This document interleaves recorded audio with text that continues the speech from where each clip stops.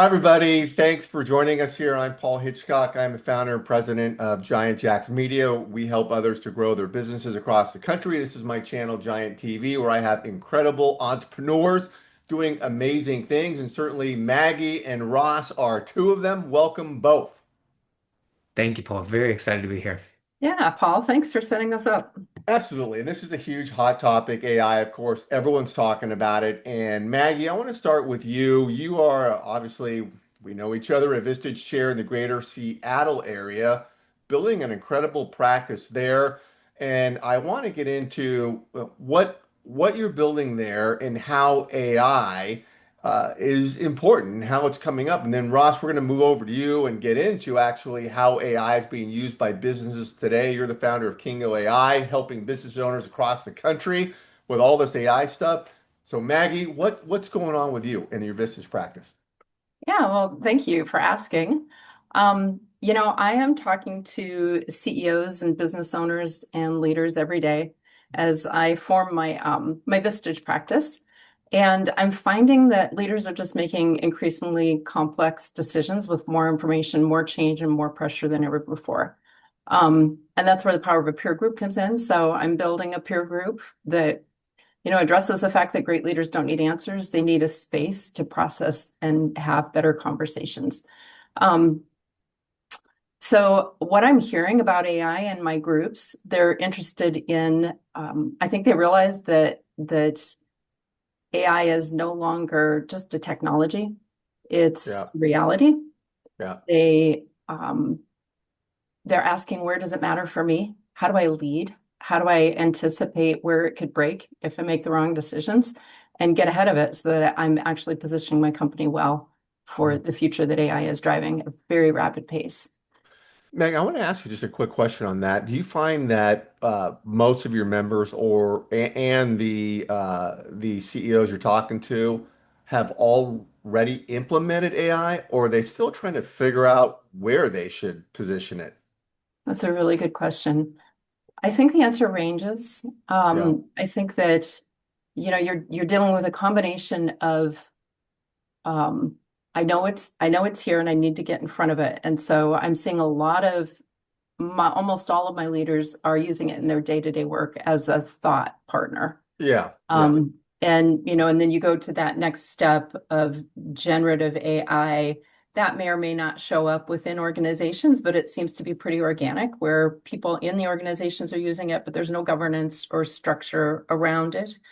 And then I have some leaders that are, they're right there. I want to be a digital nomad. I want to use AI to really grow my business and become, what I could be. It almost reminds me of the brick and mortar in the days of the internet. And yeah. you've got the born in the cloud and the brick and mortar trying to transition and compete that way. Um, I think that when you get to agentic AI, for some of the larger companies that have an IT organization, the question is, how do I lead through this? Where do I invest Yeah, my money in the right place? Do I need to hire somebody and outsource, or is somebody internally going to do this? yeah, yeah. And when I look back at, I have 30 years in history as a consultant and working with, everybody from small business and startups to really large global enterprises. I've found that the success of any initiative, but especially technical initiatives, comes from the leader. The leader has to have the vision For and they have sure. to know how Yeah. to lead people and lead change through that. It's interesting you say that because there has to be an advocate at every company for AI, right? Absolutely. And it's tough. If it's not the leader, who is it? Point well said. And one last thing I want to ask you as we get in with Ross is, Maggie, so you're meeting monthly with your CEOs and then you're doing one-to-ones as well. Does that have the structure? Yeah, right. Yeah. Yeah. I have a group of CEOs. We have a couple seats still in the group. Yep. Um, my leaders are non-competing. It's CEOs, business owners, and business leaders, senior business leaders. Um, they meet monthly, and it really is a space to address the isolation of being the one that makes the decision and not having a safe place to pressure test your decisions before you run with it. Yeah, I've had a chance to talk with you and others about these meetings, and these CEOs really do come and make themselves vulnerable and open up. And it seems like they're really helping each other work on their businesses. And AI is a great example because everyone, there's a common thread there they can share with each other. Yeah. It's actually kind of amazing when you bring a group of leaders together from completely different, everything, different sizes, different industries, different backgrounds, but yet we all have the questions of building a strong organization, having succession planning in place, Mm. having the right people in the right seats on the bus, and what do you do if you Yep. don't? Those types of things, growth, profit margins getting squeezed more and more. And what I'm finding is these are spaces where AI is having more of a role in the Mm. decision making that happens. The other point, and Ross, we'll turn it over to you, but in one of my conversations recently, um, the conversation shifted to the anxiety of the impact of AI on the workforce. And, Yeah. it's all levels, leaders who care about their people, but yet have accountability to the bottom line and uncertainty of, will this AI really squeeze the kind of advancement that we need to see for our organization if I take the bet? And Yep. the conversation that really resonated with me was an HR leader that spoke to her group of the company happened to be insurance brokers, and she said, um, AI won't replace brokers, but brokers who use AI will replace brokers who don't. Yep. Yep. Yeah. Mhm. No, well said. And Ross, this is going to be interesting because you have your thumb on the pulse of actually what's going on in the trenches out there. You're a top Vistage speaker. I did want to mention that as well. So, Ross, what do we need to know about this Wild West? Yeah, well, I will say, I just want to echo what Maggie said. I thought you put it really well. When you think about, the internet transition as a platform shift, that born in the cloud versus kind of brick and mortar trying to transition. And I see that a lot with companies they already have the mindset, even if they're not totally there, to be AI native or to be AI first. And I think there's a couple different ways you can kind of tell when this is happening. One of the questions to ask is like, do I think of AI cost as a software cost? So like, am I quibbling over, oh, I don't really want to get $20 a month to my people. Like that sounds like a lot. Or do I see it as a labor cost? In which case, $30,000 for this piece of software, depending again on ROI and what it's doing, that doesn't, that could totally make sense. So it really depends on your view on where you think the technology is going and what kind of purpose you think it serves in the company. I think that's labor efficiency. But then to that point of companies that are not sort of the equivalent of born in the cloud or that AI native, AI first, a lot of them seem to be just really paralyzed by governance. And I know obviously different industries have different levels of requirements and compliance around this stuff. It is important, obviously. I'm not saying be a cowboy and just connect this stuff to all your data, today. I am saying though that one of the great advantages of small and mid-sized companies is that you don't need to be paralyzed by governance. You can weigh the risks, you can make a decision, you can get your IT team on board, and then you can take action. And again, I see a lot of companies that are paralyzed by that, but that's one of the huge prerequisites that, to Maggie's point, gets you from, hey, I'm using AI to brainstorm and problem solve, to, okay, it's actually doing real work for us now. It's actually in the background, it's working on our data, it's organizing it, it's automating things. And you can get there. The technology is there. And I guess, Paul, to your point of are things, what's going on out there? Yeah. I don't have to tell you all. It's an exponential here, right? We're Yeah. still on this trajectory. If you look at the models from 3 years ago, them not being hyperbolic, they could literally not add two numbers reliably. To now, they're completing solving Erdos problems, if you've ever heard of that. So these are frontier math problems that humans have not yet solved, and GPT 5.5 solved a few of those. So Gee. it's moving. It's I'm crazy. thinking of Goodwill Hunting right there. Things Yes, are, yeah. that's exactly right. The models are crazy, and they're just, if you listen to the employees at the lab, so you follow them Yeah. online, and I'm not talking about their marketing folks or their CEOs, and they're obviously puffing up the value of the company and such. I'm saying that the academics, the researchers, the nerds, they're saying there is no wall. There seems to be nothing that is going to stop this technology as far as they can tell. It's just going to keep getting better and better and better at a faster pace. So from a business perspective,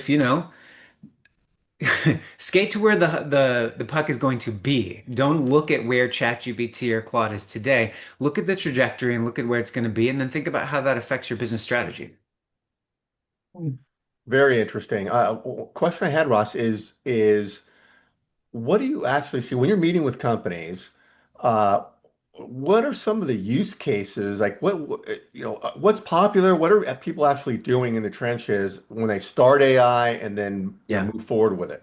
it's a great question. So, Maggie kind of already hinted at this, but I think of this as an AI maturity curve. So in this first step of AI maturity, you're using AI to brainstorm, to problem solve. It's summarizing documents. It's doing some, email generation, disaster recovery plans. Maybe it's researching for you online.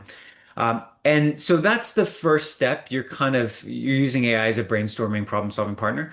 The next step, though, and this is the part that was really unlocked in the last 6 months or so, it's where the AI is actually connected into your data and you use what's called an agentic harness. So if you're still going to chatgpt.com or claude.com in a browser, you can still do that, obviously, but the frontier right now is to use the desktop programs Claude Cowork and Codex. And Yeah, those are yeah, agentic harnesses that will actually connect into your data. So to answer your question, Paul, of like, hey, what are people actually doing? yeah. Um, a year ago, 2 years ago, I think this was it was really important to sit down and say, okay, hey, I can't do this, I can't do that, I can't do this. You're only going to be able to summarize this document. You're only going to be able to automate this invoicing process. But today, it kind of do whatever you want. I mean, if you just tell me what are you doing in your business, and I'll show you how to get an AI to automate the process. I mean, there are still some things that it's not frontier at. So often in construction, we want to automate takeoffs, for instance, or the estimation process. It's getting much better. I don't think it's 100% of the way there as an example, but it's better for me to list the things that it can't do than the things that it can do. Yep. Maybe that sounds like a cop-out answer, but it is true. If you just tell me what you want to automate, I'll tell you how to do it inside of an AI model. That's what agents have kind of unlocked in the last 6 months.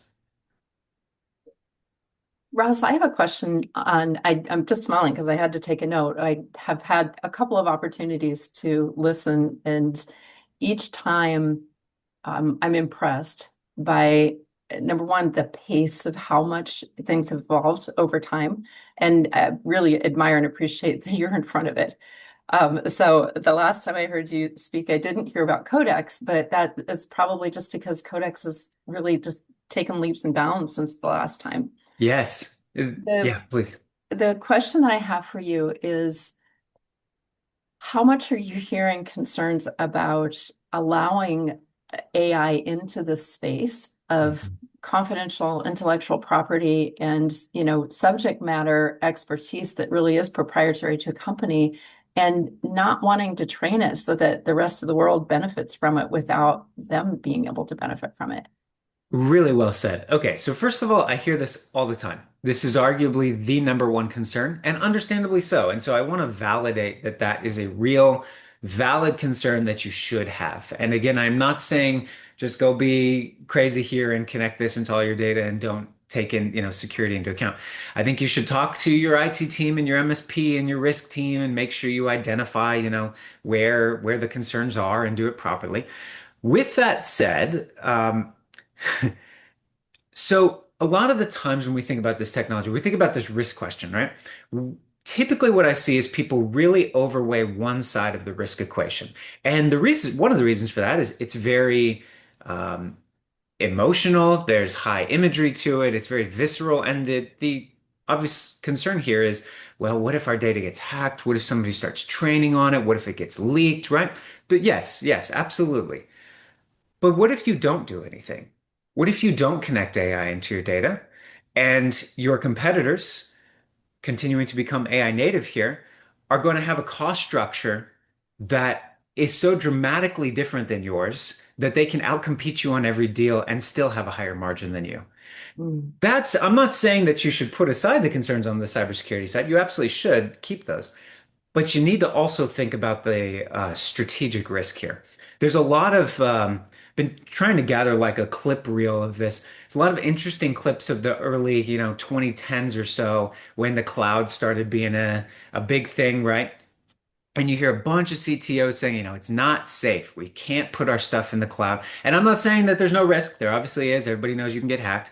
But Oh yeah, yeah. everybody just saying, we have to keep it on premise. There's no, it doesn't make sense. And you can see obviously where the trend is going or has gone. I guess one last thought I will have here is if you're concerned about these AI companies training on your data, you can turn that off. You can look at their data, their terms of service and their privacy policy. And unless they want to open themselves up to a class action lawsuit, I think you're okay on that front.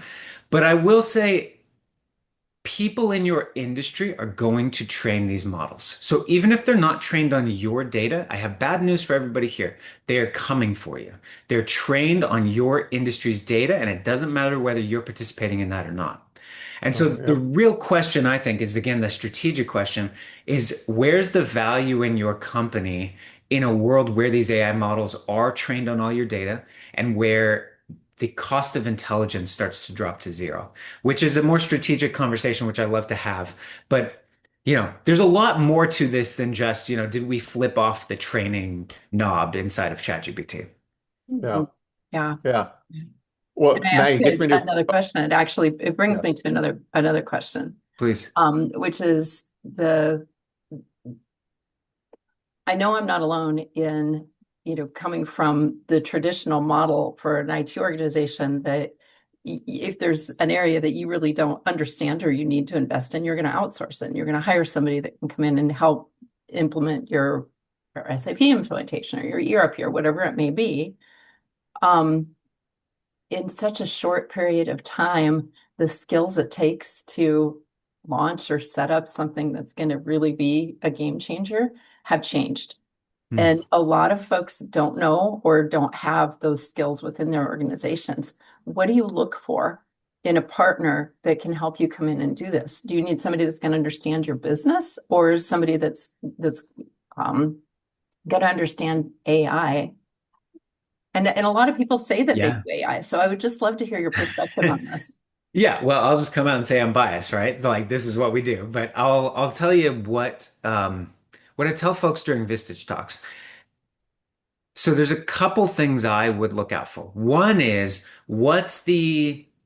are you working with somebody who's kind of 360 view and holistic? And what I mean by that is you tend to see maybe let's say two archetypes of AI implementation companies. One is focused on the people, they're focused on the change management, they're focused on training, those kinds of things, and that's all good. But again, to me, that's half of the equation. The other half is basically are you creating AI agents? Are you centralizing your data? You creating an intelligence layer in your company? A lot of software companies have kind of transitioned to being AI implementation companies, but really they're just focusing on the software, not the people. You can see where I'm going with this. I suspect that you need this holistic kind of approach that incorporates both sides. Now, I will also say to your point of, do you need to be kind of specialized in the industry, or do you just need to be good at AI? I think it's both, but I think it's on different time frames. So in the beginning, you kind of just need somebody who's good at AI because there's just kind of foundational stuff that you got to do. And that is the training, that's setting up an AI champion, that's making sure your team's aligned, doing the governance, doing the data privacy and security, et cetera. You got to do all that. That's not necessarily industry specific, maybe a little bit on the compliance side. But then after that, that's where we can start talking about, okay, how do we, to your point, learn your business? How do we bring all of your data into a centralized data warehouse or a data lake so that we can start getting AI agents working on top of it, organizing it, and automating it? Um, and so the answer is all essentially. But yes, it's really great points. Fascinating stuff. Maggie, I was going to ask you, maybe Ross could comment on this, a couple of industries you have in your group, your CEOs, and how they might be using AI, or Ross, you comment on what would be common to those industries with AI? What would be the issues coming up? I'm curious. Mm. I have a pretty broad range of folks in my group. Um, I have and a range of enthusiasm about Yeah. AI and eagerness to jump right in. And so some of the newer companies are seeing AI as a competitive advantage in a way to just multiply themselves and multiply their workforce because they're really operating on pretty thin margins right now. Um, so that their thought partner is probably what I'm seeing and automating everyday tasks. Um, and then I have others that are a deep subject matter expertise in their industry, whatever their industry may be. It could be construction, it could be painting, it could be structural engineering. Yeah. Um, and for them, it's balancing how do we automate more of our business and still protect the IP that we have. And I'm not seeing them quite launch into how do we use AI to be the thing that sets us apart in Mm. our subject matter area of subject matter expertise just yet. Ross, your Yeah. comments. Yeah. I guess I'll build off that last thing that Maggie was saying. I think a lot about this from a strategic standpoint of how AI is going to affect companies, not just in the next 6 months, but obviously long term. And if you think about, okay, everybody thinks about AI as a productivity tool, and it absolutely is. So we're going to see productivity boost from this. You're going to see labor efficiency. The challenge with that, and the way that I see it, is there's no competitive advantage in the productivity gain you get. So, for instance, all your competitors can also sign up for ChatGPT. They can also sign up for Claude. They can also get training. They also have an AI champion. Again, there's no competitive advantage you get from this. You just get it. And so when you play that out, you'll see some companies are on this faster than others. And so you will see some people get a short-term productivity advantage here. But eventually, I think over the course of about 2 to 3 years, that's all gonna, come together and Yeah. everybody's gonna level out in an equilibrium on the productivity side. So then the question is, okay, in a world where the economic value of intelligence starts to trend towards zero, in other words, where intelligence gets commoditized, what does that mean for your company? And where's the durable value in your company long term, maybe 3 to 10 years from now? And that's where I think personally, it's in your data, it's in your brand, your distribution network, it's in people holding you accountable, it's in your judgment and your experience. It's not in your intelligence. And that's Hmm. really weird because a lot of companies, most companies, they're built around this concept that human intelligence is a bottleneck. And our org charts and our decision rights and all these things are all focused on human intelligence being a bottleneck. And I think companies are really going to have to grapple with a new world in which that is not true. And that's going to require a lot of introspection about how should your operating model work? How should your pricing model work? Professional services are a great example of this. I think we're going to have to move away from hourly billing and move to outcome-based billing. I don't want my lawyer billing me 4 hours when they use Claude for 90 seconds, right? I mean, this is the way that things are going. So the strategy side is really interesting to me. Mm. Yeah. Yeah. You actually teed up a conversation that I want to have in my group Mm, about what's possible. And really just the envisioning of here's my business and what we do today. What would AI unlock for us? yes, exactly right. Exactly right. Because it's so easy for us to get stuck in the weeds, I think, of, okay, can it automate my, revenue reconciliation or something? And yes, yes, it can do all that stuff. But the bigger question is, to your point, is like, how is your company going to function in this world where intelligence starts to be automated? Thrive. How do we thrive? Yeah, how do we thrive? Exactly. Well said. I love it. We could go on for hours. I love this topic. It's fascinating. I just want to say to anybody that's seeing this, we simulcast this everywhere, LinkedIn, Facebook, YouTube. So wherever you're seeing this, the contact information for both Maggie and Ross will be around this video. Highly suggest you get connected to them. I know Maggie, you are continuing to build, looking for great CEOs who are growth minded. Ross, you're doing amazing things in AI. So thanks everyone for checking this out. And Maggie and Ross, thank you for being here. Thank you Thank you both. so much for setting this up. And Ross, thanks for being part of it with us. Same. Appreciate it. Yeah, this was very fun. Okay, we'll talk soon, both of you.